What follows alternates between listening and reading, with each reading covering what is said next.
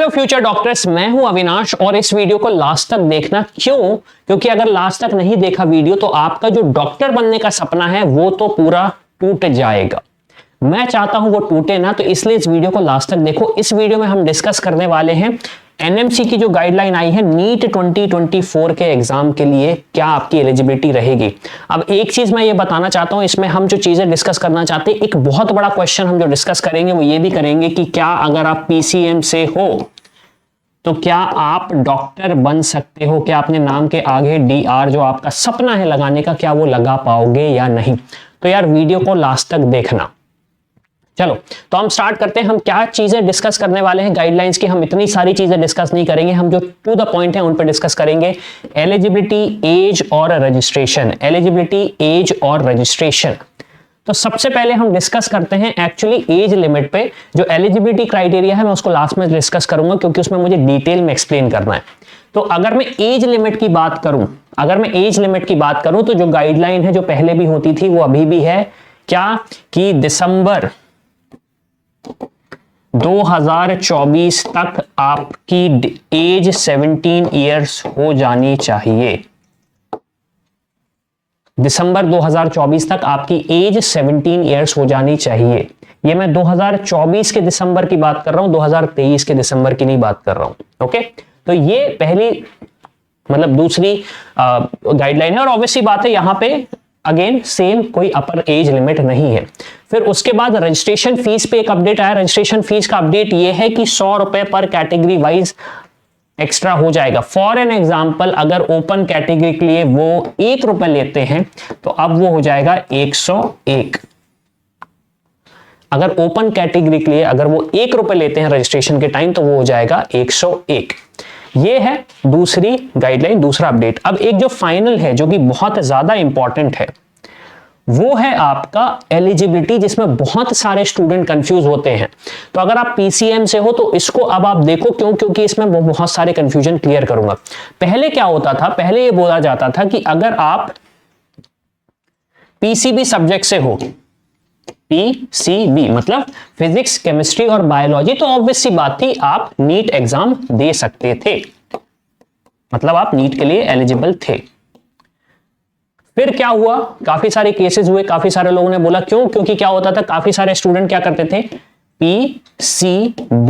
PCM subject लेते थे plus उसमें बोलते थे मैं बायो भी पढ़ूंगा। तो यहां पे कोई शॉर्ट आंसर नहीं था कि आप एलिजिबल हो या नहीं। क्यों? क्योंकि बायो आपका एक एडिशनल सब्जेक्ट होता था, जैसे कि फिजिकल एजुकेशन होता है, कंप्यूटर साइंस होता है, आईपी होता है, ये जो एडिशनल सब्जेक्ट होते थे तो बायो को एक एडिशनल सब्जेक्ट गिना जाता था। और काफी सारे स्टूडेंट्स के साथ हुआ है, हमने यूट्यूब पे भी देखा, आपने भी देखा होगा कि फिर अल्टीमेटली वो डॉक्टर नहीं बन पाते थे। तो अब उस पे एक उन्होंने क्लैरिटी दी है। क्लैरिटी क्या दी है?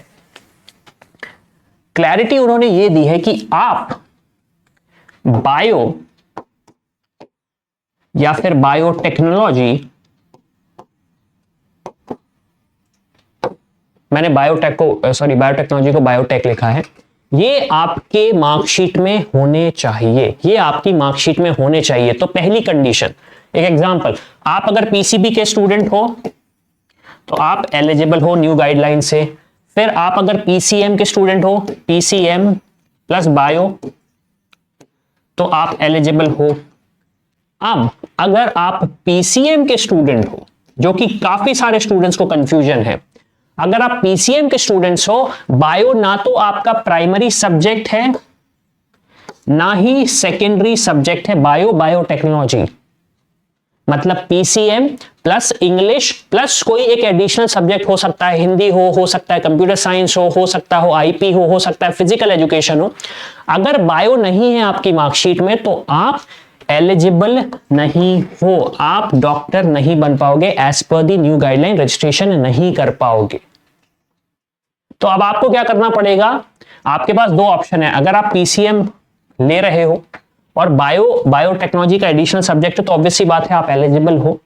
अगर आपने सिर्फ पीसीएम लिया है, प्राइमरी या सेकेंडरी सब्जेक्ट आपका बायो नहीं है, बायोटेक्नोलॉजी नहीं है, तो आप बिल्कुल भी एलिजिबल नहीं हो। ये चीज मैं क्लियर करना चाह रहा हूं, please note it down, please note it down. तो अब आपके पास ये ऑप्शन बनता है कि अब अगर आपको सिर्फ और सिर्फ डॉक्टर ही बनना है, इंजीनियर नहीं बनना है, कोई जो दूसरे ऑप्शंस हैं, दूसरे करियर ऑप्शंस हैं, वो आपको लेने ही नहीं है। ये पीसीएम के स्टूडेंट्स के लिए है, पीसीएम प्लस कोई भी एडिशनल सब्जेक्ट, मतलब इंग्लिश ले लेता हूं, plus anything apart from bio, bio या फिर बायोटेक। तो आपके पास ऑप्शन यही है कि आप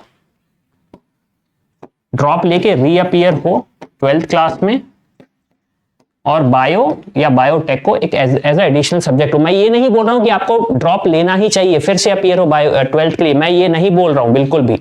लेकिन एक ऑप्शन आपके पास अब ये है, अगर आपको सिर्फ और सिर्फ एमबीबीएस की डिग्री चाहिए है, आपको इंजीनियर नहीं बनना, जो दूसरे करियर ऑप्शंस होते हैं वो नहीं करना। तो ये जो कंफ्यूजन था, होपफुली आपको कंफ्यूजन क्लियर हो चुका है।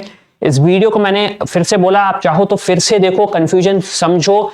कोई भी क्वेश्चन हो प्लीज कमेंट करके बताओ क्यों, क्योंकि जरा सा कंफ्यूजन आपका जो ड्रीम है डॉक्टर लिखने का आपके नाम के साथ, वो टूट जाएगा। और ये जो छोटी छोटी चीजें होती है, हम इस चैनल पे बिल्कुल डिटेल में एनालाइज करके बताते हैं आपके लिए ही। तो अगर आपको और कोई कंफ्यूजन हो तो प्लीज कमेंट करो। रिलेटेड काउंसलिंग रिलेटेड कोई भी हेल्प चाहिए हो, कोई भी गाइडलाइन चाहिए हो, ये समझ में नहीं आ रहा है कि आपके मार्क्स पे कौन सी रैंक आएगी, हमने ये सारे टूल्स बना के रखे हुए हैं, जाके डिस्क्रिप्शन में उसको चेक करो। तो अगर अब आपको कनेक्ट होना है तो आप हमसे व्हाट्सएप नंबर पे भी कनेक्ट हो सकते हो, या फिर हमारे एक्सपर्ट से बात करना है रिलेटेड टू काउंसलिंग, तो आप हमारा प्रोफाइल एनालिसिस फॉर्म फिल कर सकते हो। तो इसी के साथ मैं हूं अविनाश, मेरा काम है रास्ता दिखाना, डॉक्टर बनना आपका काम है। I hope you like this video. For more such videos, keep watching our channel. And do not forget to like, share and subscribe.